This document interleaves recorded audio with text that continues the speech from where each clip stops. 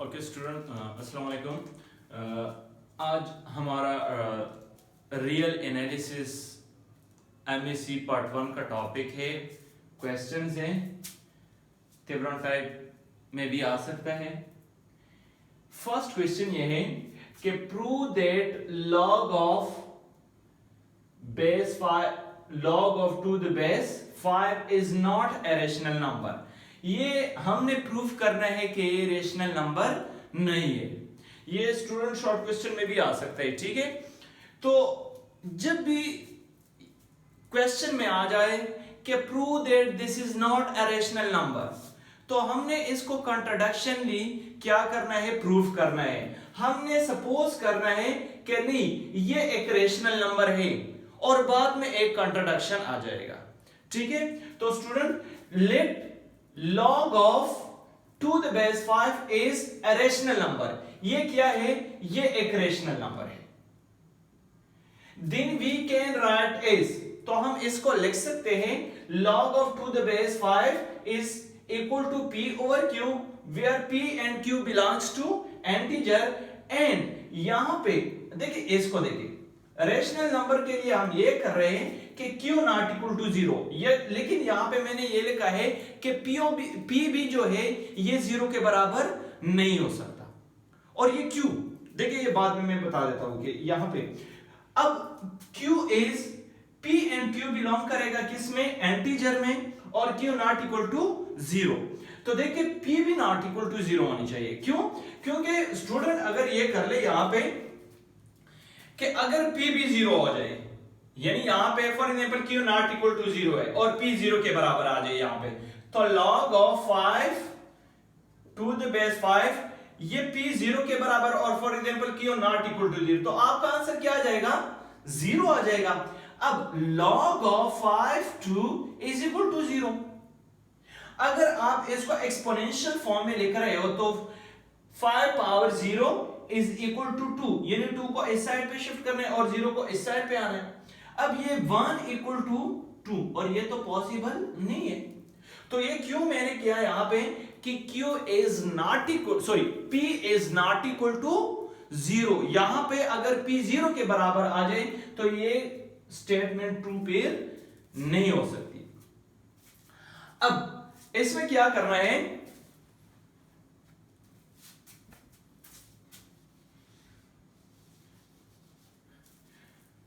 अब इसको मैं एक्सपोनेंशियल फॉर्म में कन्वर्ट कर रहा हूं।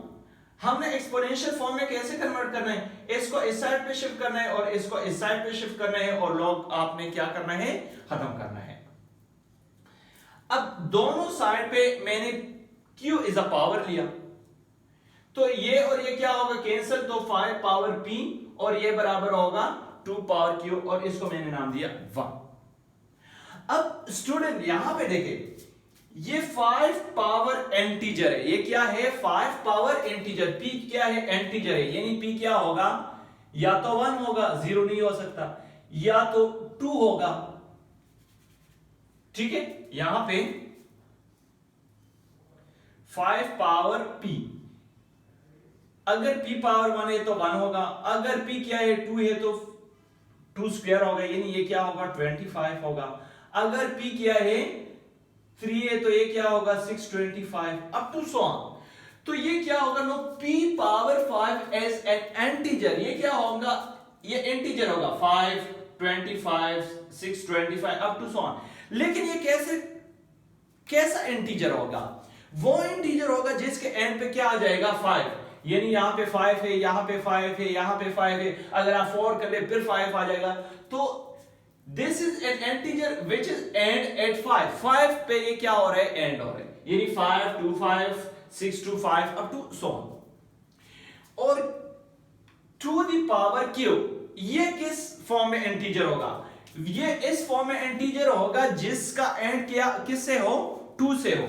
यानी अगर आप 2 पावर 1 कर ले 2 बन जाएगा, अगर आप 2 पावर 2 कर ले 4 बन जाएगा, यानी ये क्या बन जाएगा 4, या ऐसे, सॉरी ये कर ले 2 power q is an integer which is of the form 2 4, अगर आप 3 कर ले तो 8 up to so on, and such is p power 5 power p is not equal to 2 power q. क्यों? क्योंकि s का एंड 5 के साथ हो जाते हैं और ये क्या है, इवन नंबर है, यानी असल में वो क्या आ रहे हैं, ऑड नंबर की फॉर्म में आ रहे हैं और ये किस में आ रहे हैं, इवन नंबर की फॉर्म में आ रहे हैं। तो कभी भी ये इसके बराबर नहीं होगा, यानी अगर आप p और q को वैल्यू देते जाए तो ये कभी भी इक्वल नहीं होगा। हाँ, एक टाइम इक्वल हो सकता है, एक पॉसिबिलिटी है, अगर p भी 0 हो और q भी 0 है, यानी 5 पावर 0 2 पावर 0 ये 1 इक्वल टू 1, लेकिन ये तो पॉसिबल है नहीं, यहां पे q नॉट इक्वल टू 0 होगा और p नॉट इक्वल टू 0 होगा। तो ये कभी भी ये फॉर्म और ये फॉर्म कभी भी इक्वल नहीं हो सकता। Which is contradict 1, जो किसको कंट्राडिक्ट कर रहे हैं, 1 को। यहां पे तो हमने प्रूफ कर लिया कि ये इसका एंड 5 के साथ हो जाता है और ये इवन नंबर है, तो दोनों नॉट इक्वल आएंगे। जब नॉट इक्वल आएंगे, लेकिन यहां पे तो हमने प्रूफ कर लिया है कि ये किसके बराबर है, ये दोनों इक्वल है। तो जब दोनों इक्वल है, ये कंट्राडिक्ट कर रहा है इक्वेशन 1 को, और this contradiction is arises due to our wrong supposition. ये कंट्राडिक्शन, यहां पे जो कंट्राडिक्शन आ रहे हैं, यानी 1 को कंट्राडिक्ट कर रहा है, ये क्यों आ रहा है, ये इसलिए आ रहे हैं क्योंकि हमने यहां पे सपोज किया था कि ये क्या है, रेशनल नंबर है। which contradict 1 and this contradiction is due to our wrong supposition that this can be written as p over q form, यानी p और q फॉर्म से क्या मुराद है, rational number. So this is not a rational number as such as log 2 the base 5 is not a rational number। तो ये क्या है, रेशनल नंबर नहीं है। इसके बाद एक और क्वेश्चन है student, if p belongs to natural number, अगर p कोई नेचुरल नंबर है, p belongs to natural number is even if and only if p square is even। अगर p even है नेचुरल नंबर, ठीक है, अगर p even है तो p स्क्वायर भी क्या होगा, even होगा। अब इसको हम प्रूफ करते हैं।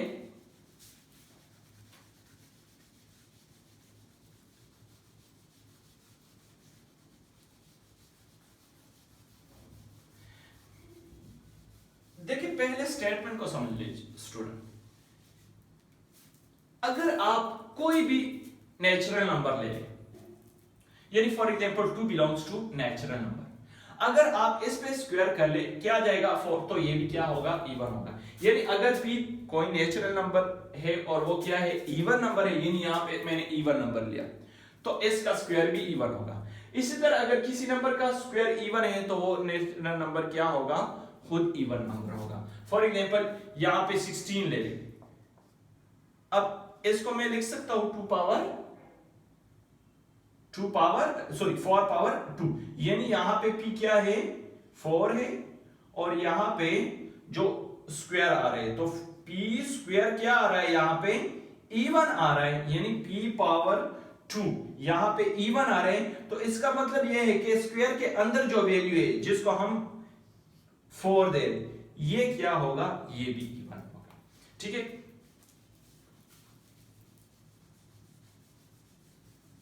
यहां से let p belongs to natural number is even, ये क्या है, इवन नंबर है। मैंने ये सपोज किया, फर्स्ट स्टेटमेंट मैंने सपोज किया कि ये क्या है, इवन है, और मैंने इसको प्रूफ करना है। फिर हम इसी स्टेटमेंट को लेंगे और इसी को हम प्रूफ करेंगे।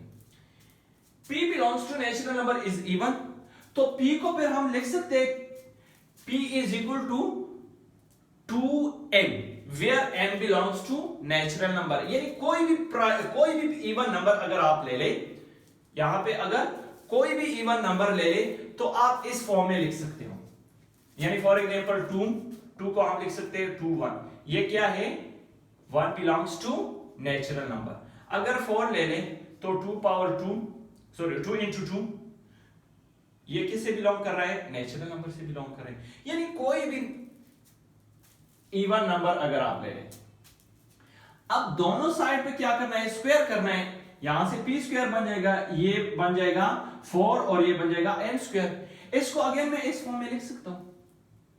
तो देखिए अगेन इसको मैंने नाम दिया फॉर एग्जांपल t, ये किसके बराबर आ गया t, ये देखिए तो ये 2n2 t, again 2n2 integer form आ गया या नेचुरल नंबर आ गया। तो किसी भी नंबर के साथ अगर 2 मल्टीप्लाइड फॉर्म में देखे किसी भी नंबर के साथ तो वो क्या बन जाएगा, इवन नंबर बन जाएगा। कोई भी नंबर अगर 2 की फॉर्म में आ जाए, 2 है और यहां पे कोई इंटीजर हो या कोई नेचुरल नंबर हो तो वो क्या होगा, इवन। तो ये क्या है, इवन है। इसका मतलब क्या आ गया कि p स्क्वायर इवन है। अगर किसी इक्वेशन के राइट साइड इवन है तो ऑटोमेटिकली ये लेफ्ट साइड भी इवन आ जाएगी। तो imply by p square is even. अब मैं क्या कर रहा हूं, इसमें मैं कन्वर्सली शो कर रहा हूं कि let p square is even. यहां पे मैं कहता हूं कि p स्क्वायर इवन है और मैंने ये प्रूफ करना है कि p क्या है, इवन है। अब ये कंट्रोडक्शन हमने प्रूफ करना है। यहां पे मैंने क्या करना है कि p square is even, then we have to prove that p is even. p क्या है, इवन है, इसको हमने प्रूफ करना है। अब यहां पे मैंने क्या शो करना है, we have to prove that p is even. मैं ये सपोज कर रहा हूं कि let p is not even। यहां पे मैंने सपोज किया कि ये p इवन नहीं है तो क्या होगा, एम्प्लाई दैट p क्या होगा, p is odd होगा। p क्या होगा, odd होगा। और हर एक ऑड नंबर को हम लिख सकते हैं 2 - 1 की फॉर्म में या 2m + 1 की फॉर्म, यानी इवन। ये तो इवन है। इवन से अगर आप एक नंबर यानी 1 इंटीजर को या डिक्रीज कर ले या इंक्रीज कर ले तो क्या बन जाएगा, ऑड नंबर बन जाएगा। फॉर एग्जांपल 5 है, 5 को मैं लिख सकता हूं इवन नंबर +1। इसी तरह 5 को मैं लिख सकता हूं 6 - 1, यानी यहां पे इवन आ जाएगा और इसके साथ क्या होगा, +1 एडिशन फॉर्म में होगा या सब्ट्रैक्शन फॉर्म में होगा। अगर आप यहां पे प्लस लिखे फिर भी प्रूफ हो जाएगा, अगर आप माइनस लिखे फिर भी प्रूफ हो जाएगा, कोई फर्क नहीं पड़ेगा। दोनों साइड पे क्या कर ले, स्क्वायर कर ले। तो ये 2m - 1 का स्क्वायर होल स्क्वायर आ जाएगा। इसको अगर आप एक्सपेंड कर ले 4m स्क्वायर यानी a square plus b square -2, चलिए ये कर लें, a square plus b square -2ab। तो p स्क्वायर 4m स्क्वायर +1 और ये आ जाएगा -4m। इसको अगेन मैं लिख सकता हूं कि 4m स्क्वायर -4m + 1, यानी इसको मैंने सिर्फ अरेंजमेंट फॉर्म में लिख दिया। अब p स्क्वायर, इन दोनों से अगर आप 2 को कॉमन कर ले, ठीक है, सिर्फ मुझे 2 चाहिए, बाकी m भी कर सकते हो, कोई फर्क नहीं पड़ेगा। अब यहां से आ जाएगा 2m स्क्वायर -2m + 1। तो देखिए ये एंटीजर बन जाता है। ये क्या बन जाता है, एंटीजर, ठीक है, या नेचुरल नंबर। क्यों, क्योंकि यहां पे ये जो होगा m जो होगा एंटीजर से बिलोंग करेगा, ठीक है। इस तरह इस 6 को मैं लिख सकता हूं 2 3 -1, ठीक है। तो ये क्या होगा, अब अगर आप किसी एंटीजर पे स्क्वायर कर ले आपको एंटीजर मिलेगा, फिर अगर एंटीजर के साथ 2 को मल्टीप्लाई करें फिर भी एंटीजर मिलेगा। इस तरह ये भी एंटीजर है, ये भी एंटीजर है, दोनों डिफरेंस अगर कर ले फिर भी एंटीजर। तो इसका क्या मतलब है कि ये एंटीजर है, यानी p स्क्वायर = 2 और ये क्या है, फॉर एग्जांपल t + 1। तो देखिए यहां पे ये टोटल इवन आ रहा है। ये 2 मैं इसलिए कॉमन कर रहा हूं ताकि ये फॉर्म हमारे पास क्या आ जाए, इवन फॉर्म आ जाए। तो 2 + एंटीजर, सॉरी 2 and 2 एंटीजर, ये क्या मिल जाएगा, इवन मिल जाएगा, ठीक है। और जब ये इवन है, इवन के साथ अगर आप ऑड 1 को क्या कर ले, ऐड कर ले। पहले मैंने बताया था कि इवन के साथ अगर 1 को ऐड कर ले तो क्या बन जाता है, ऑड बन जाता है। इसका मतलब क्या है, इसका मतलब ये है कि p स्क्वायर जो है वो क्या है, p स्क्वायर जो है वो 2t + 1, यानी ये क्या है, ये क्या है, ये ऑड है। तो जब लेफ्ट राइट साइड ऑड है, ऑटोमेटिकली लेफ्ट साइड भी क्या होगी, ऑड ही होगी। ये तो जरूर, ये तो नहीं हो सकता कि एक इवन नंबर ऑड के बराबर है, कोई नंबर या इवन होगा या ऑड होगा। अब ये ऑड है, ये ऑटोमेटिकली क्या होगा, ऑड होगा, is odd, which is contradiction, contradict, which is a contradiction to the fact that p square is even। यहां पे हमने सपोज किया था कि पी स्क्वायर क्या है, इवन है, लेकिन यहां पे तो आ गया कि पी स्क्वायर ऑड है, और ये कॉन्ट्रडिक्शन है। किस बात की कॉन्ट्रडिक्शन है कि पी स्क्वायर क्या है, इवन है। And this contradiction is arises due to our wrong supposition that p is odd, sorry, p is not even imply that p is odd। आप लोगों ने ये खुद ही राइट करना है, ठीक है, which is a contradiction to the fact that p square is even, and this contradiction is arises due to our wrong supposition that p is not even, and hence p last में क्या करना है, hence p is an even number या even integer या p is even natural number, ठीक है। Okay student, यहां पे इसी के बेस पे आप एक और भी रिजल्ट प्रूफ कर सकते हो, और वो रिजल्ट क्या है, वो रिजल्ट ये है कि अगर q belongs to natural number है, ये क्या होगा, is odd if and only if q square is odd। इसी बेस पे आप लोगों ने क्या करना है, इसको कैसे प्रूफ करना है, p is odd, हमने ये प्रूफ करना है कि q square is odd। तो p को आप लोगों ने सपोज करना है, q को आप लोगों ने सपोज करना है कि q इज इक्वल टू, यानी ये ऑड है तो इसको हम लिख सकते हैं pm -1, यानी यहाँ पे जो हमने लिखा है, या अगर +1 लिखे कोई फर्क नहीं पड़ेगा। इसी तरह अगर आप q स्क्वायर को दोनों साइड पे स्क्वायर कर लें, आपके पास ये फॉर्म बन जाएगा। तो ये ऑड है, इसका मतलब है कि q स्क्वायर भी ऑड है। फिर आपने क्या करना है कि q स्क्वायर इज ऑड, और हमने ये शो करना है कि q इज ऑड। तो आप लोगों ने क्या करना है, आप लोगों ने ये सपोज करना है कि नहीं, q ऑड नहीं है, q क्या है, इवन है। तो q को जब इवन है, इसको हम इस फॉर्म में लिख सकते हैं।